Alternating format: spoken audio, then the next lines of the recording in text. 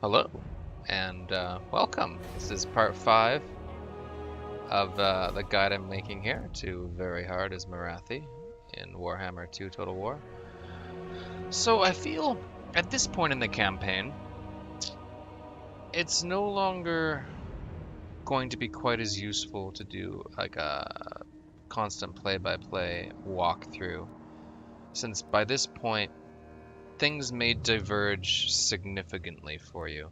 So depending on who wins these wars, and the other campaigns I've done, the Forgebound had already dominated this whole area, and the High Elves had confederated Tiranoc instead of declared war on them, and were pushing in from the east and attacking me.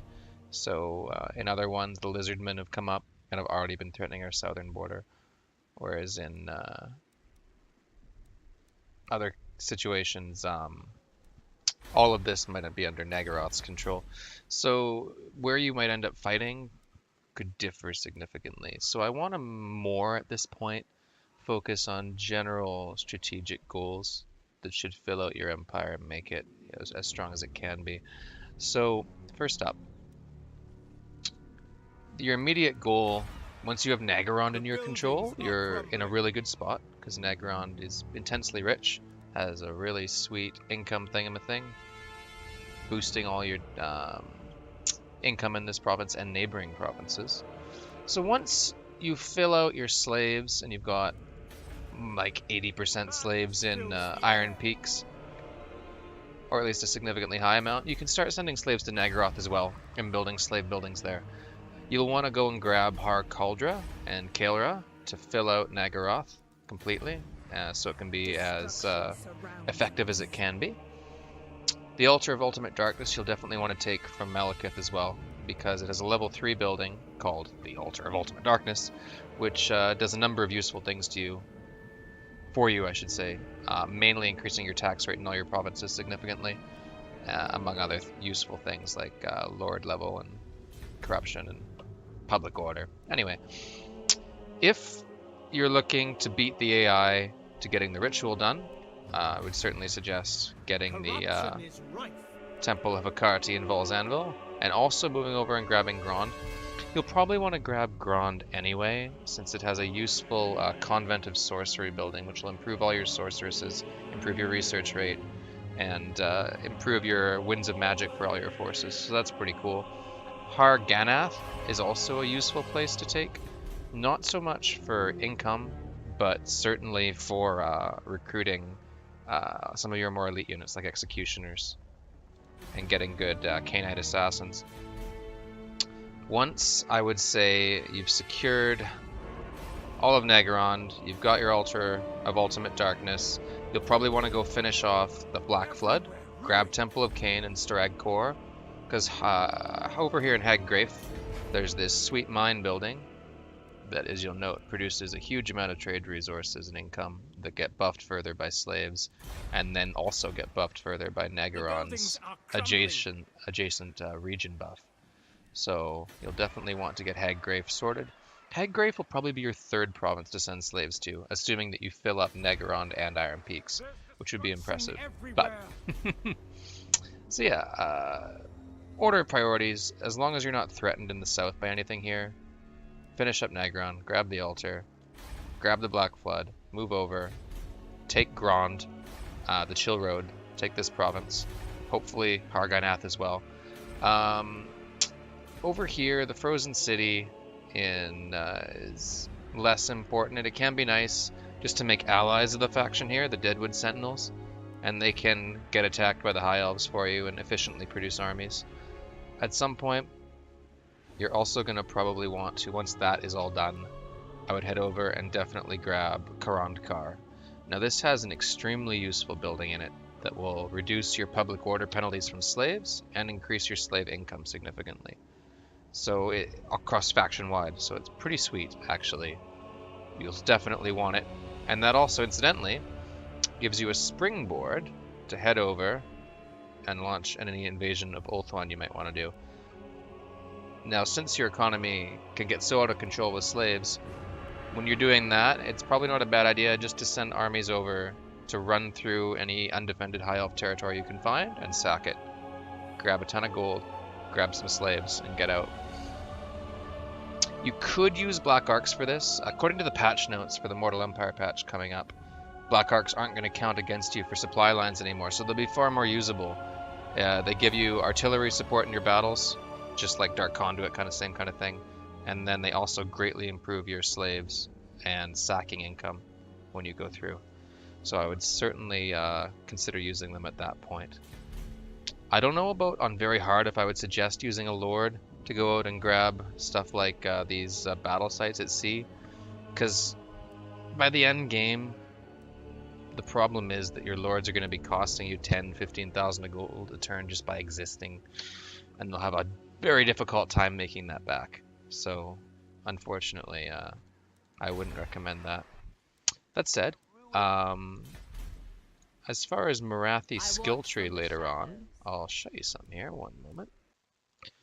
So later on, what I've ended up doing with Morathi as far as her skill tree goes, grabbed Endless Scheming, grabbed a lot of the magic ones. As I mentioned, I wouldn't recommend grabbing Power of Darkness, because at most this is just going to save you 3 wins, which really isn't that much, sadly, over the course of a battle.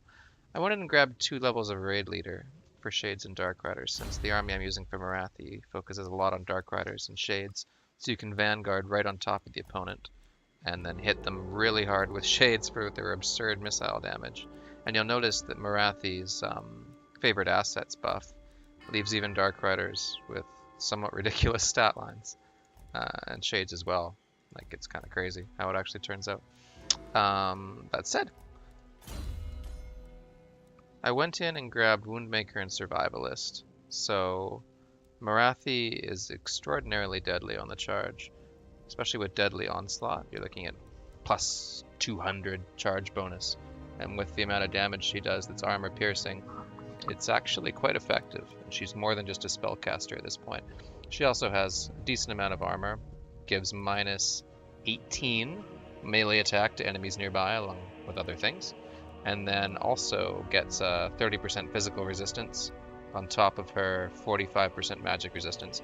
So enemy lords or ethereal creatures or anything with magic attacks like that, anything with magic weapons, she's going to be quite resilient against, which is pretty cool actually on the whole.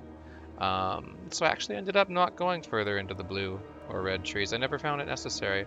As nice as Lightning Strike is, and I definitely got that in my Techless campaign, I found that Morathi has plenty of things to spend her points on up here that are just more tempting. Also, I can show you, there's a few cool buildings in Ulthuan you might want to have a look at when you get around to conquering these jerks. For example, the Shrine of Asuryan gives you a huge diplomatic relations bonus with High Elves, interestingly enough, and also Dark Elves. So in the unlikely event that Lothern hasn't confederated everyone, you can probably get them to pike off. And of course, the diplomatic relations bonus with Dark Elves is nice if you're looking to build a bunch of little puppet empires that you can use. For example, if you grab Malekith here, you can use War Coordination to kind of sick them on targets for you, and they'll send their armies that way. So I've managed to get Malekith's little empire. After I took everything from him, I gave it he managed to take a few things and becomes my puppet over here. Tyrant. And I've also got Harganath. I turned into a puppet state, well, effectively, they don't exist in this game, up here in the northern Agol wastelands that I used effectively to attack the High Elves for me. So that's something you can do. Other neat things. Could always grab Tor Anlak, the original capital of Anirion. And that comes with the Black Citadel of Anlak, which is pretty cool. One other thing, the Shrine of Cain, if you can get this guy built, is extra post-battle looting come faction-wide is pretty cool, along with all provinces buff for unit recruits. So that's something to look into. As I mentioned, there's the slave palaces in Karan Kar with the public order and slave decline rate is quite helpful on the whole.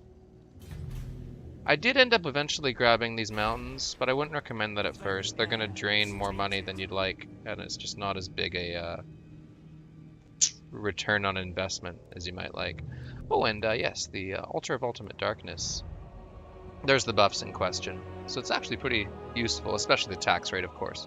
And then having Negorond gives you the Black Tower of Malekith. So the huge public order bonuses, tax rate, recruitment capacity. It's pretty sweet. You can also grab the towers of the Black Guard while you're at it and get reduced upkeep for all your Black Guard units. This is the Grand building in question, the Dark Convent of Sorcery. So that's another +6 power reserve all forces. This starts to stack up when you get enough bonuses like this. And plus the extremely helpful sorceress bonuses. And then Harganath here has the Fiery Pits of Sacrifice. The Hellebron's Palace gives you a significant income bonus here, plus any Witch Elves you have is another more savings. So these are kind of the useful, unique buildings that you probably want to get yourself set up for in Naggaroth and beyond. Another plus 10% from post-battle loot here in the Fiery Pits of Sacrifice, and that stacks with the Shrine of Cain if you can get it. So you can get a huge amount of money from just fighting things, which is kind of nice. Yeah. So I think that's what I wanted. Oh, also Haggrafe, of course, the mine here, with its extremely ridiculous money. And of course the Black Arks, which as I mentioned, currently work towards your supply lines, which as you can see here, are costing me an extra 70,000 gold per turn, but soon won't. So one thing I'll mention about them, here's the slave bonus they give that you might want to be aware of. So once you get a prison wing, you're looking at plus 60% post-battle loot, plus 60% income from sacking, and plus 10% slaves captured in this ring here around them. So that's actually pretty significant. So I would actually start to recommend that after you take Naggarond, if you have the slaves around to do that sacrifice to Mathlan, while you're taking over Grond, for example, or Harganath, or even moving down here into Karan Kar's territory, you'll be able to use the Black Ark slavery radius to your advantage. So that actually might not be a bad idea at that point once the patch goes in and that change is made. Other than that, the Black Arks work basically like navies. So they can only initiate combat against other navies. They can't attack land units. They can't land. You can give them a garrison of like Black Ark Corsairs here, but they can force march, and they have a basic stance that lets you replenish in enemy territory with their dread expansion, as they call it. Just put dread in front of everything. Brilliant. As I was trying to drive home before, really the key to getting set up and succeeding here on the harder difficulties is just going to be the speed with which you execute. So, as I mentioned right away, getting through all of these provinces, heading up north as fast as possible, launching attacks against cities that maybe the autocalc doesn't think you can win, but then surprising it and winning anyway. If you can get here by turn 30 even, Malekith should be still busy up north and won't be in a position to actually defend overly against an attack on his capital. So, again, speed is of the essence in trying to do these campaigns.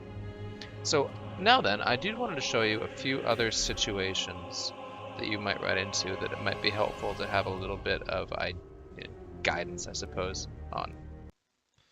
Another thing I might mention, as far as what you can do in the turns immediately after taking Naggarond, you can also have your second army come down. Remember, Morathi has her quest for Heartrender and the Dark Sword, which are a pretty sweet thing to have.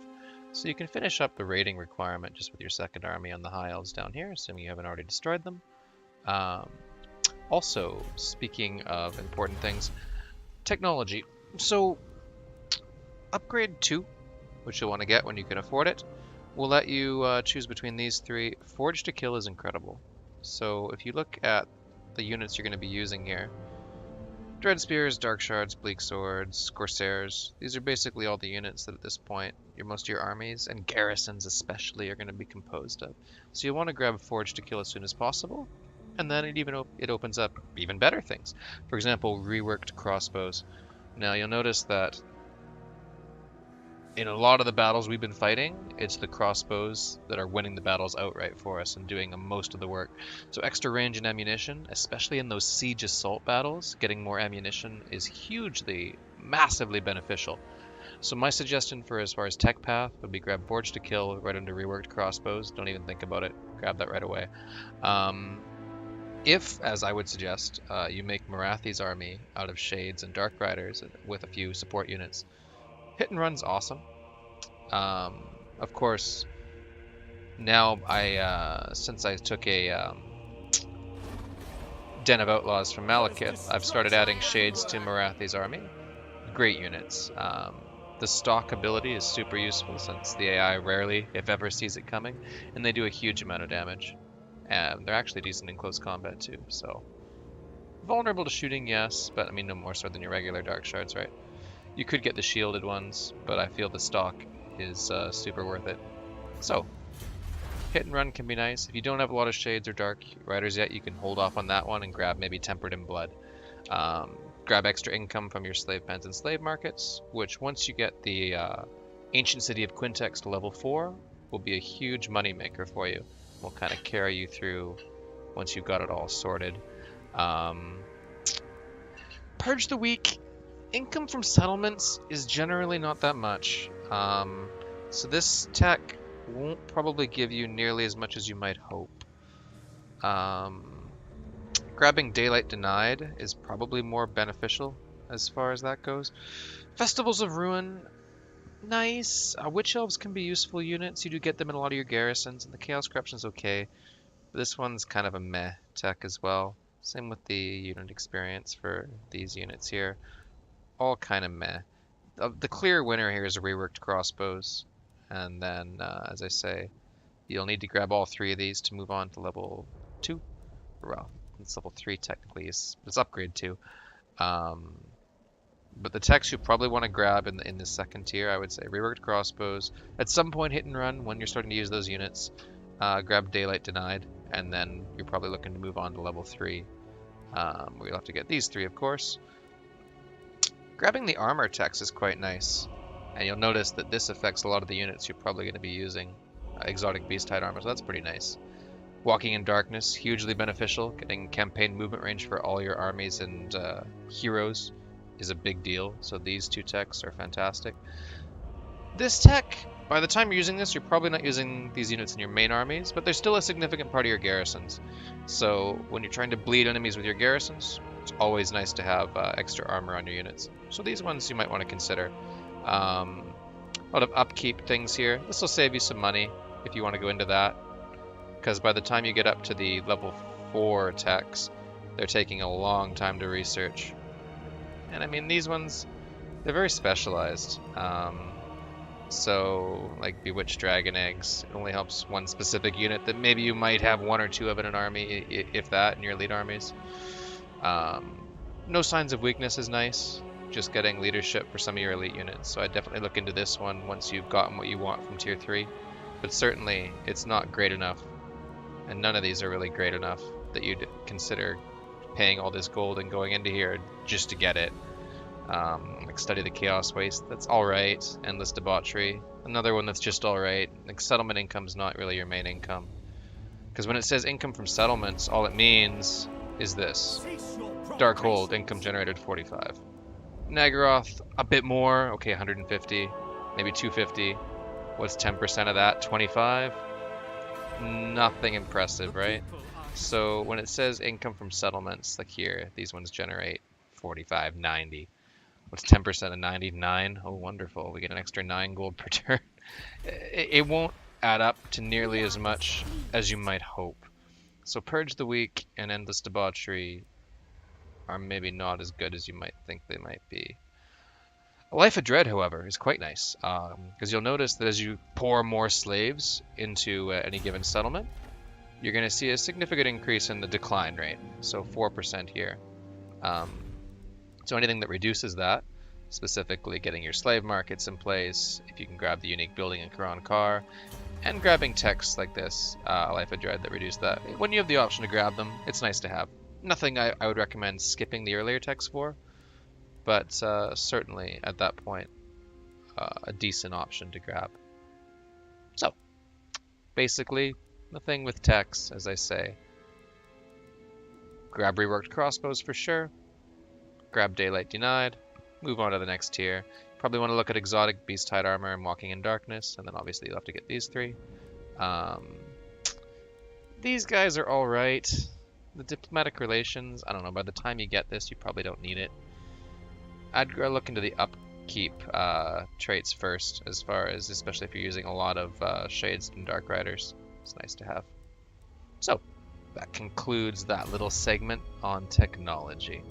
By the way, speaking of technology, keep up your steel technology on at least one sorceress here, because it's always nice to get your tech faster. It'll get you in keeping with my endless theme of my endless exhortation. Move quickly. You want to get this stuff done before the AI does, so that you have the advantage.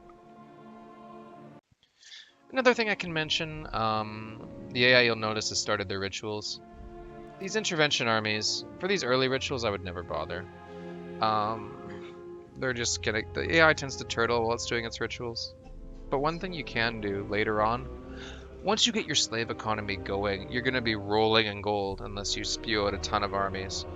So what you can do is you can watch for when the chaos armies are reaching the AI settlements, and when the other AIs maybe decide to do their interventions. And you'll have tons of gold just to throw out a 10,000 gold elite army in your intervention armies. So really save that for later. Don't do it early, you're just wasting your gold, and you'll need it right now for your infrastructure. So speaking of situations, what I would suggest when using shades is waiting until you've engaged the enemy army and then moving them in from the flank. Don't deploy them with the rest of your army, deploy them using their stock to their advantage. The flank shots from the shades can do enormous amounts of damage, so it tends to be more effective that way. And also, Reaper bolt throwers, once you get a few of these, I'd always have at least one, since artillery is useful for forcing the AI to engage you. Because once you shoot them a few times, they'll always come charge. I would suggest using the multi-shot ammunition and aiming for the most expensive infantry you can find. As I see, this Reaper bolt thrower right now, after like a minute or two of firing, has almost 200 kills. The versus large you can use in a pinch, but it's generally not going to get you as much of a return on investment, I think, as the multi-shot bolt. That's been my experience anyway. Also, regarding the Witch King, so far, in my experience, this has happened in both the games I've played, once you've taken Naggarond and the Altar of Ultimate Darkness from him, and beaten up 2 of his armies, Malekith is inclined to beg you for peace. You can extract some gold from him. Well, not as much as I'd like in this case. And by that point, you can start rebuilding up your relations with him, and eventually the military actions penalty will go away, and you should be able to turn him into quite an effective ally. That you can, he'll grab all of these worthless provinces for you, and then turn his wrath on your enemies. Another thing I should touch on, since it's come up here on turn 36 for me, is when your first ritual comes up. Now, you're certainly under no obligation to start them right away, because you should understand a few things about the rituals. A is that a number of enemy armies are likely going to spawn right next to your capital, specifically the intervention armies of the AI. So you're going to have to keep an army ready at hand to deal with that garbage. And then you're also going to see some chaos armies probably coming from the south, although I've seen them also from the northwest, that are going to come in and attack your ritual sites. Your ritual sites are always your 3 most developed cities. So in my case, it's the ancient city of Quintex, Iron Spike, and Vol's Anvil. So it can be beneficial at the same time to do these early rituals. There's a few good sides to it. When you complete it, you're going to see a bonus to relations with Dark Elves, so you might not see random war declarations. And but you will have a diplomatic penalty with Lizardmen and High Elves and Skaven, which in Morathi's case is not such a big deal, because most of your immediate neighbors, besides these one High Elf faction, are not disposed to see you unkindly as a result. Also, you get a significant public order boost across all your provinces while you're doing the ritual. You get a significant money boost. You get extra recruitment. So doing this first ritual, because the enemy armies that spawn aren't that threatening yet, it's two not full chaos stacks, and plus whatever interventions they can manage to throw at you, which shouldn't be too bad this early. It can be beneficial to do this first one. The rituals will grow more and more dangerous the more you do them, though.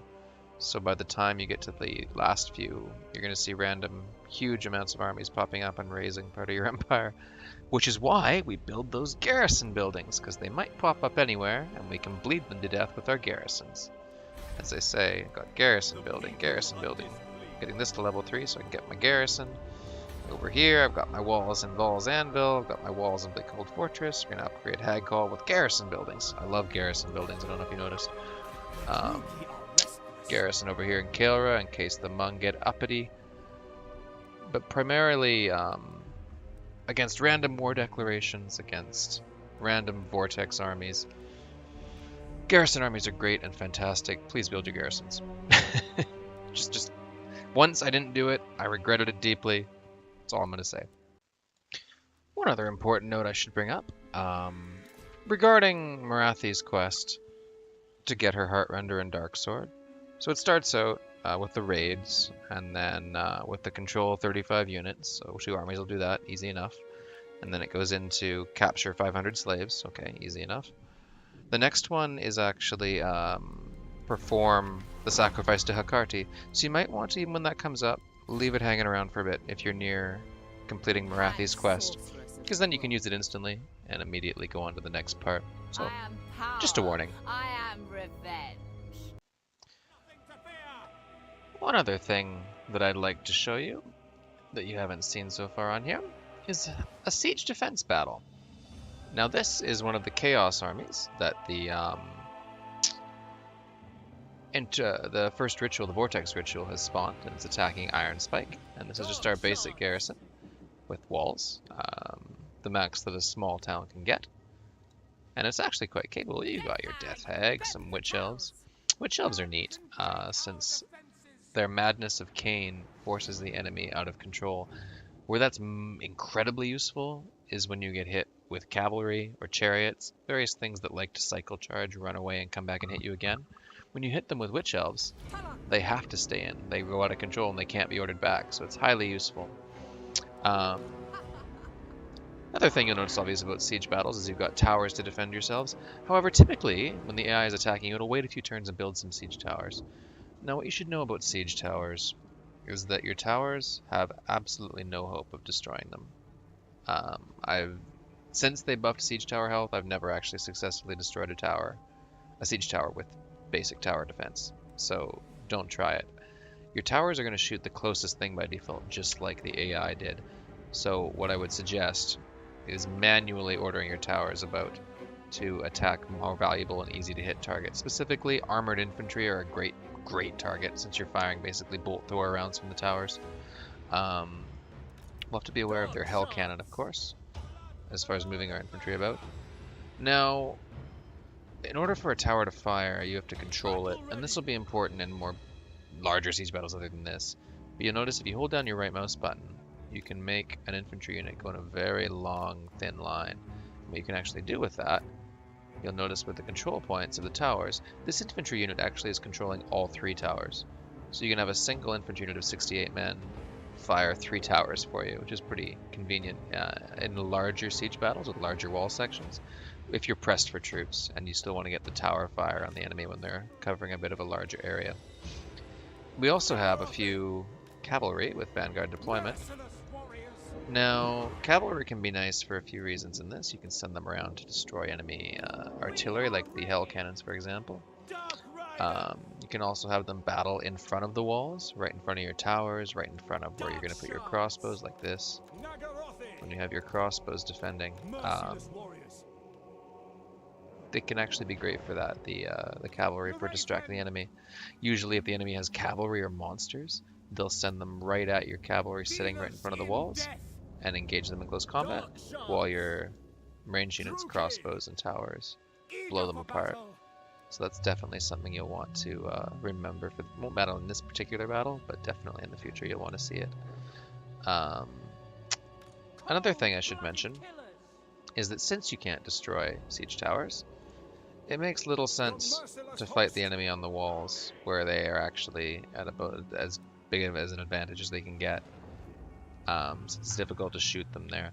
What I would suggest in most of your siege battles, where the enemy has siege towers or strong melee units you're not going to be able to shoot off, man the walls, get some tower shots off, and then fall back as the siege towers are reaching it. Fall back to your main vantage point. And the reason I say that is you can create much more advantageous fights that way, and the enemy will kind of come in slowly.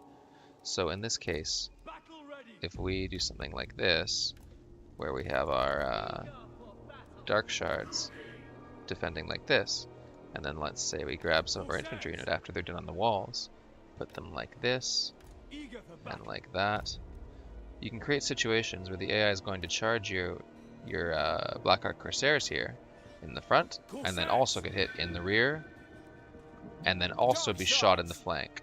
So you can create total killing zones. You can pick the enemy off as they come in. So that's what I would suggest for these kinds of siege tower things.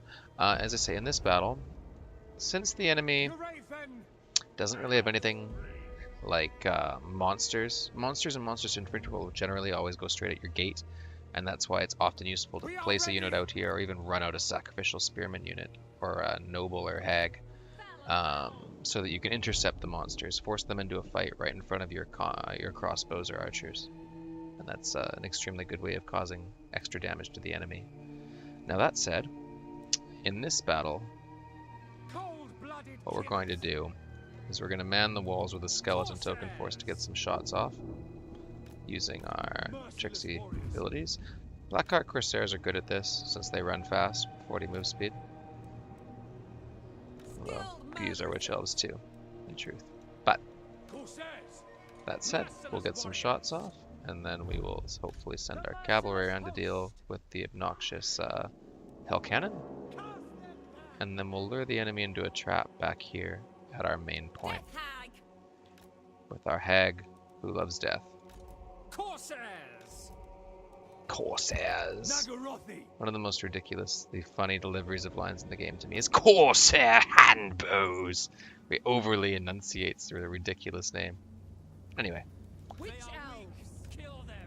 have some Witch Elves here as well to ambush them with.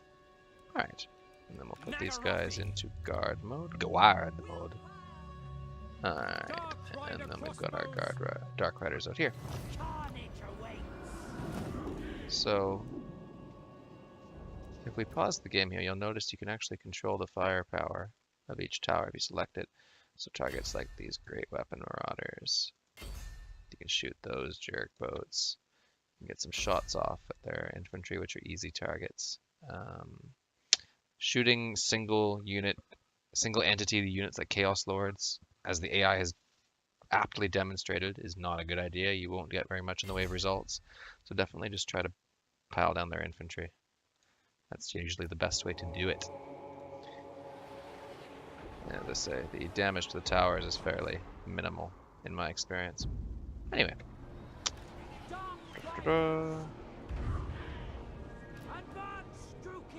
Let's see what we can do with these hounds. The hounds seem to be coming after us, so what we're going to do here is use the Dark Riders with melee version to go and wipe the hounds out, and then send our crossbows around to wipe out the Hell Cannon. Another thing I should mention, Shadows of Anlek is actually good in this case with lightly armored infantry. You can use it like this, where it'll blow into them, and it actually does a fair amount of damage for once. Especially on Skaven units, it's pretty sweet, in my experience. So, let's send these guys after the Hell Cannon here. Back one of these units off and charge these jerk boats. In theory, we should be able to beat these hounds with our Riders. As the towers are getting close, when that happens, we'll back off the Corsairs into, hopefully we can bait them into our trap. If the enemy's using ladders to come up, it does drain their stamina significantly, so that can be somewhat a different situation as far as defending the walls. If you have enough troops as well that you feel you aren't severely outmatched. Alright, so that seems to be going pretty well on the whole. Oh, actually, Dark Riders are doing surprisingly not as good as you'd think they do. Doesn't matter. You can always throw in the Shadows of Amalek to help them out. Ooh. That'll rout those guys. Now that the towers are reaching the walls, let's go ahead and retreat our Corsairs off of them.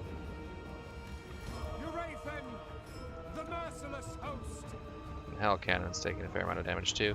Some of their Marauders have decided to stay in front of towers for a bit, like cool dudes. Can back these guys off, the Dark Riders, and charge the Marauders again. In the meantime, this unit will probably need to be told to retreat again because it got caught in combat. The merciless host. The merciless host. On to slaughter. These guys really love slaughter. I'll give them that. We can charge these guys again. All right, it seems to be going well. We've wiped out the Hell Cannon. Now the towers are being controlled by the enemy, so they're going to be shooting at our cavalry, sadly. But it is what it is. Now the enemy's going to come on, hopefully, and we can pick them off as they come in. Sometimes the Skaven will use enormous blobs of infantry when attacking your towns, and that is a time when Shadows of Amalek can really shine. Fortunately, these opponents are somewhat spread out, being Marauders, so it's not overly helpful. But yeah. Alright, so we're moving our Merciless Host back in here. Getting ready. Let's keep our Witch Elves in reserve here. Move the Corsairs up. Okay, that seems to have gone reasonably well out here. Our Murderous Prowess proccing now wouldn't be very useful. But, oh well, I guess we'll get some shots away with it. So here they come.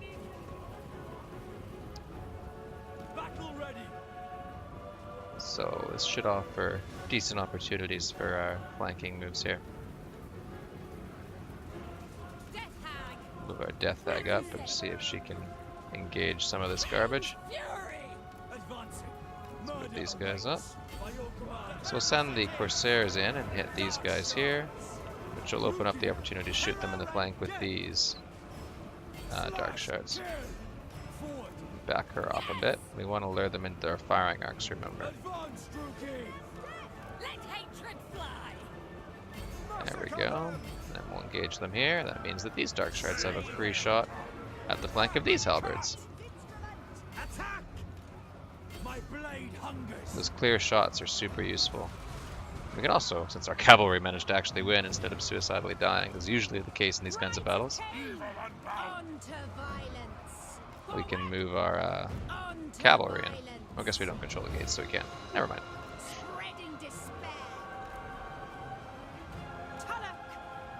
Alright.